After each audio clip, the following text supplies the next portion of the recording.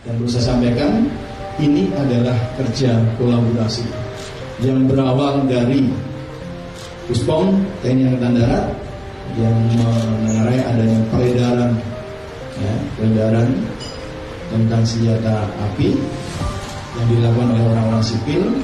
Dan ini bisa rekan-rekan pahamkan bahwa kami dari awal semenjak adanya informasi ini sudah bekerja bersama-sama, baik mengevaluasi informasi maupun kerja di lapangan secara bersama-sama. Gabungan antara POM, TNI Angkatan Darat dan Krimkum Polda Metro Jaya. Namun dari sisi teknis penyelidikan sebenarnya ini belum selesai, ya, masih bersambung. Namun karena daripada rekan-rekan memberitakan yang simpang siur, sekarang ini disampaikan oleh sumbernya secara langsung.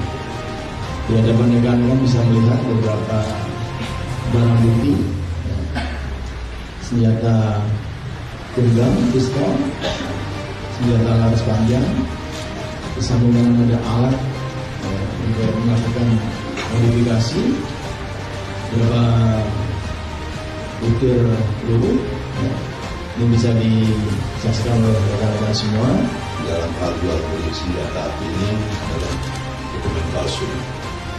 Kemudian kami tindak lanjuti, kami temukan penjual dokumentasi palsu itu yaitu atas saudara IP.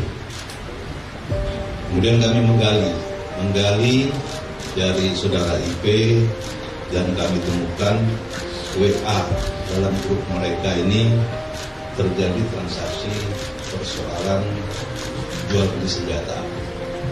Dan di situ kami temukan 14 pucuk senjata api, kemudian 8 pucuk shotgun. Karena pelakunya orang sipil, kami laporkan kepada Bapak Kasat dan kami diperintahkan oleh Bapak Kasat untuk melimpahkan perkara ini kepada Polda Metro, sehingga kami koordinasi dengan Dirkrimum Kombes Pol Hengki Haryadi dan kami bekerja bersama-sama untuk mengungkap ini, dan terbukti alhamdulillah kali ini kita temukan beberapa puluh pucuk. Kemudian kali ini juga kami laporkan terus-menerus kepada Bapak Kasat temuan-temuan kami. Bahwa sejak tanggal 18 Juni kami berkolaborasi dengan Puspom Angkatan Darat untuk mengungkap jaringan peredaran senjata api ilegal yang menggunakan identitas palsu. Ini yang sampai nanti salah lagi mungkin. Identitas palsu artinya di sini memalsukan kartu anggota dan kartu-kartu identitas yang lain, termasuk kartu senjata api, mengatasnamakan pejabat Angkatan Darat maupun Kementerian Pertahanan. Jadi ini identitasnya palsu. Oleh karenanya dalam kurun waktu tersebut kami membentuk tim gabungan dari Puspomat dan juga Kriminal Umum Polda Metro Jaya, sehingga kami bisa menangkap beberapa tersangka, termasuk tokohnya kami ungkap di Cianjur pada saat itu. Jadi di atas gunung kita tangkap. Kemudian kita kembangkan sehingga kami bisa menyita 44 pucuk senjata campuran. Artinya di sini ada yang pabrikan, ada yang rakitan, ada yang airgun maupun airsoft gun. Kemudian rekan-rekan sekalian, kami menangkap termasuk 2 supplier ini dari kalangan sipil, kita sudah tahan. Dan kemudian rekan-rekan sekalian, pengungkapan berikutnya kami tetap di backup oleh Puspomat, kita bekerjasama berkolaborasi. Kemarin entry point-nya pengungkapan kasus terorisme yang ada di Bekasi. Ternyata dari barang bukti yang ada, hasil analisis kami bekerjasama dengan Densus 88, apabila ini deliknya masuk dalam tindak pidana teror, maka yang mengerjakan adalah Densus 88. Tetapi apabila ini deliknya delik umum, akan Polda Metro Jaya yang tangani.